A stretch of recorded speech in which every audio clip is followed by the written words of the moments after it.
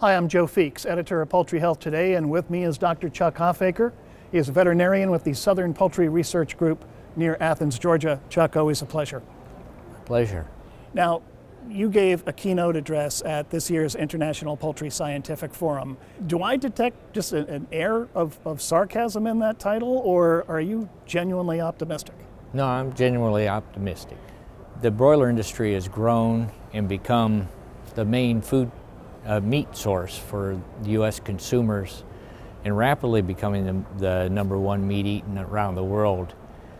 And I'm very optimistic that even though there's a lot of regulations coming and a lot of changes in consumers' requests of the poultry industry, that the industry will change and be successful and still provide a good, healthy, and wholesome meat source to the U.S. consumers. Now, you outlined a number of concerns in your presentation, the biggest one being the gut health of poultry. And of course, that's nothing new. It's always been a concern for as long as people have been raising birds, but you sound like you're even more concerned about it today. Over the last 40 years, we worked very hard using anticoccidial drugs and using antibiotics to maintain the intestinal health of the bird. Now, with the changes in what consumers are asking for, without antibiotics and without some of those coccidiostats, we're having to relearn how to grow broilers that don't get exposed to those antibiotics. So I think that's a whole new learning process for the broiler industry and the turkey industry, and I think they'll learn how to do it. It's actually, for the young veterinarians and the young production people, I think it's an exciting time. They're going to learn new ways that us old guys didn't learn.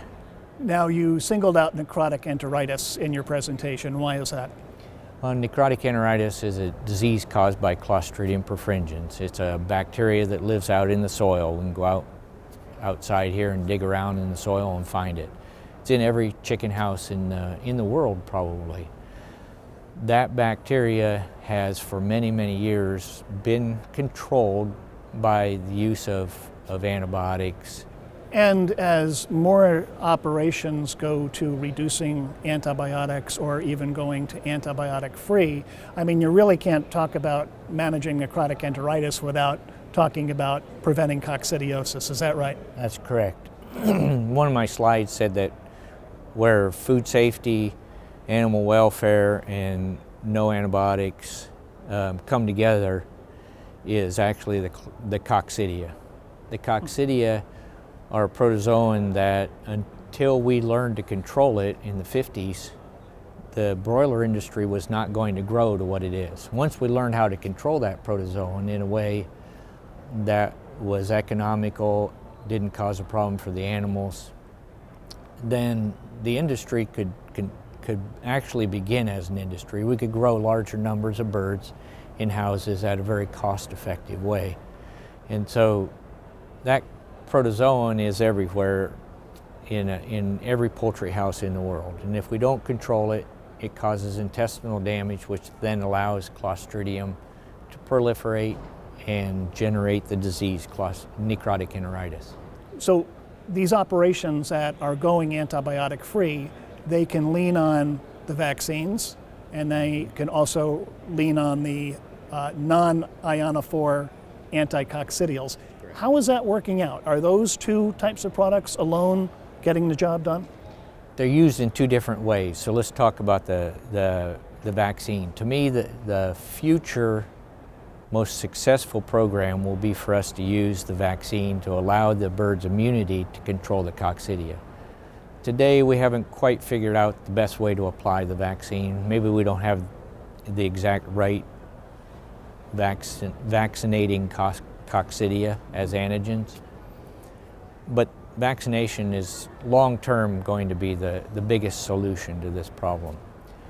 The non-ionophore, the non-antibiotic anticoccidials, we call them the chemicals. Those chemical anticoccidials, resistance is selected quite rapidly.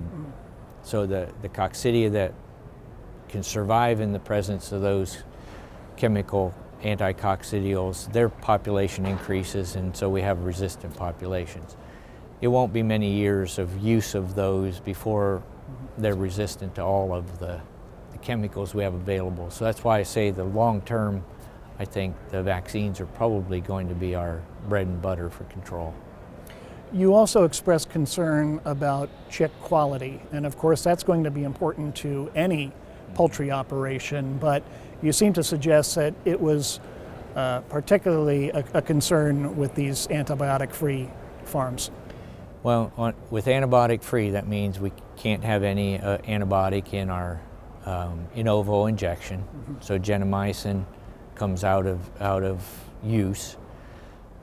We know that a certain amount of bacteria come from the hen to the baby chick, and that's what gentamicin was controlling. So if we don't have everything just right on the breeder farm, so that we have a low load of bacteria to the baby chicks, then that high load of bacteria to those baby chicks are going to make unhealthy chicks that are going to have a hard time developing their intestinal tract and having a good, healthy, normal flora, because we're relying on antibiotic-free programs with natural means of healthy intestinal flora to keep the Clostridium from growing and causing disease.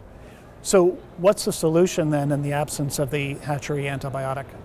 It's maintaining clean nests, it's egg gathering at frequent times, not leaving eggs in the nest for too long, it's keeping the eggs at the right temperature, not setting floor eggs, setting only nest eggs, a lot of things that are just basic animal husbandry.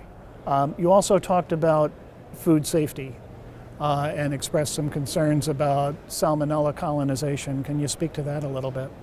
Yeah, Greg Mathis and I did a study several years ago where we looked at, does necrotic enteritis, the disease, increase the salmonella colonization in a broiler? And what we found was that the disease by itself doesn't increase salmonella colonization. But I think what happens, and Scott Russell at the University of Georgia did some very nice research, and I presented that in my talk, that as we have birds that get sick, if they get sick from necrotic enteritis, we have variable sizes of birds, big birds and little birds, and those small birds in a processing plant oftentimes have their intestines nicked, or they have crops that spill out, and so we end up with more contamination from the viscera and more salmonella contamination because of bird size, not necessarily because of the disease, necrotic enteritis. So Chuck, in these operations where they're not using the antibiotic in the hatchery, and maybe they're not using the antibiotic elsewhere, does it put more pressure on just good husbandry practices and perhaps doing a better job at the breeder vaccination program? What we see is that we lose that ability to use antibiotics to prevent low-level bacterial diseases. So we have to prevent any bacterial diseases coming through from the breeders. We also want to make sure that the broilers have very good immunity to the various viral diseases so that they don't have any secondary bacterial infections.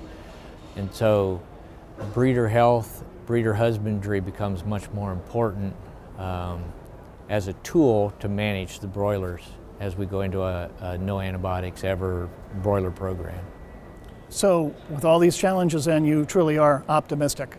I'm very optimistic that the opportunities for the broiler industry are shifting in a different direction, but they've learned how to shift as different genetics have come along and different production practices change. We're going to have a very successful broiler industry.